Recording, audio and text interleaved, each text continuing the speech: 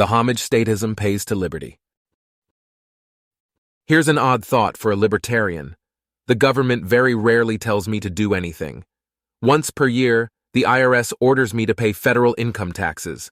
Once per year, the state of Virginia forces me to pay state income taxes and get my car inspected. Once per year, Fairfax County makes me pay property taxes.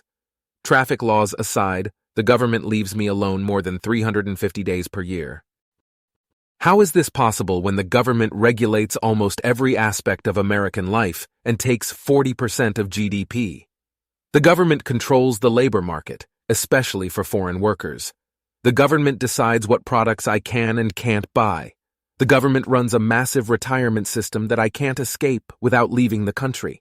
How can the government control me so thoroughly, yet so rarely boss me around? The answer is simple yet shocking. Government controls me by controlling my trading partners. Government doesn't tell me to pay sales taxes, it just forces every business in Virginia to collect sales taxes as a condition of sale.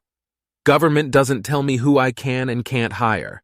It just tells every business I deal with who they can and can't hire.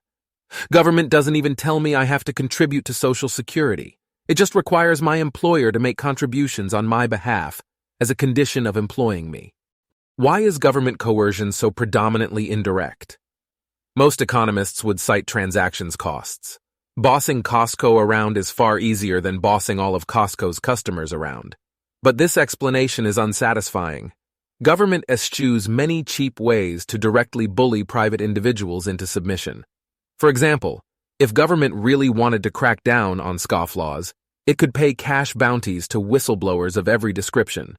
Anyone who hired an illegal nanny or failed to pay use tax on out-of-state internet purchases would have to look over their shoulders day and night. Think about how many bounties a garbage man could collect. As long as the scofflaws were liable for the fines, an army of whistleblowers wouldn't cost the government a dime. If this sounds draconian to you, you're in sight of my preferred story. Governments rely on indirect coercion because direct coercion seems brutal, unfair, and wrong.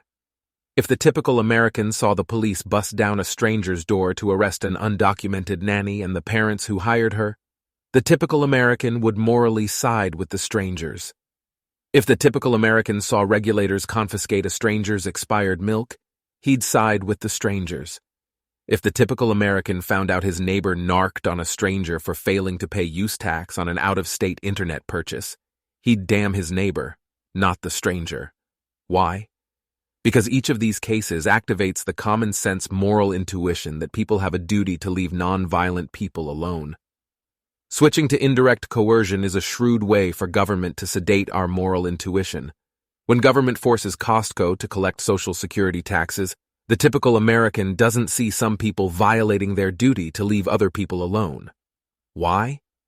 Because they picture Costco as an inhuman organization, not a very human bunch of people working together.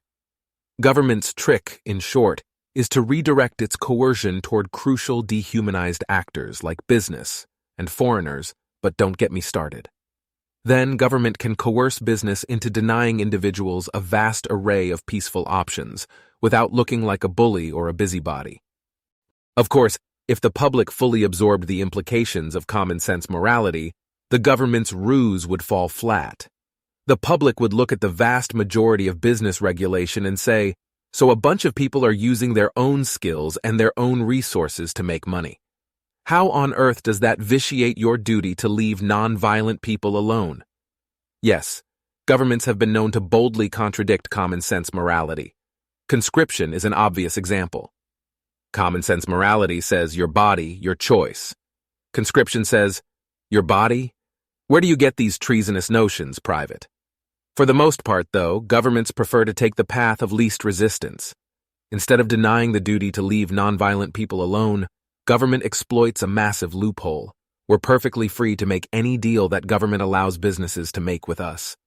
Many libertarians will find this depressing, but they shouldn't. Hypocrisy is famously the homage that vice pays to virtue. Government's preference for indirect coercion is the homage that statism pays to liberty. Libertarians don't need to convince people that coercion is wrong. We just need to convince people that indirect coercion of business is coercion of people. September 25th, 2013.